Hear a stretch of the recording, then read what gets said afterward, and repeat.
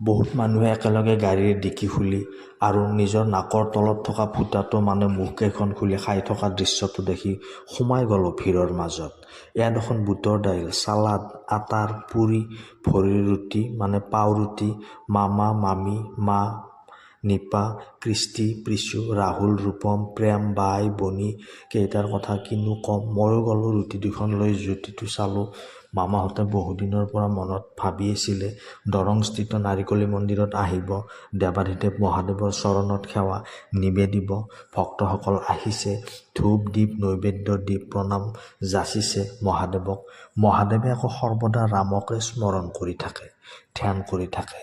ত্ৰেতাৰ যুগত যেতিয়া ৰাম, লক্ষ্মণ, সীতা বনত গৈছিল আৰু ৰাৱণে সীতাক হৰণ কৰিছিল, তেতিয়া মহাদেৱৰ পত্নী সতীৰ ৰামৰ ওপৰত সন্দেহ উপজিছিল। ৰাম বাৰু সঁচাকৈয়ে ভগৱান হয়নে?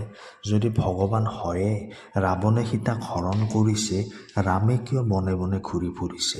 প্ৰভুটো অন্তৰ্যামী। সতীয়ে প্ৰমাণ চাব বিচাৰিলে আৰু চালেও। ৰাম লক্ষ্মণৰ আগত সাইলাখ সীতাৰ ৰূপ ধৰি ওলালে। প্ৰভুটো অন্তৰ্যামী। প্ৰভু শ্ৰীৰামচন্দ্ৰই সতীক চিনি পালে আৰু মা সতী বুলি মাত দিলে। সতীয়ে তেতিয়া বৰ লাজ পালে আৰু গুচি আহিল কৈলাশলৈ। মহাদেৱে সুধিলে, কি হ'ল, প্ৰমাণ চালানে? সতীয়ে নাই লাজতে নাই চোৱা বুলি ক'লে যদিও দেৱাধিদেৱ মহাদেৱে চব কথা গম পালে ধ্যান যোগে। মহাদেৱে যিহেতু সীতাক মা বুলি মানে আৰু সতীয়ে সীতাৰ ৰূপ ধাৰণ কৰা বাবে পত্নীৰ মৰ্যাদা তেতিয়াৰে পৰা দিব নোৱাৰিলে।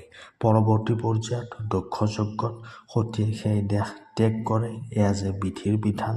ভক্তসকলে বৰ ভাল পায় কাহিনীভাগ শুনি। সতীয়ে দেহ ত্যাগ কৰি পৰৱৰ্তী পৰ্যায়ত পৰ্বতৰ জীয়াৰী পাৰ্বতী হিচাপে জন্ম লয়। আৰু ভিডিঅ'টি ভাল পালে লাইক কৰি দিব আৰু কমেণ্টত লিখি দিব হৰ হৰ মহাদেৱ।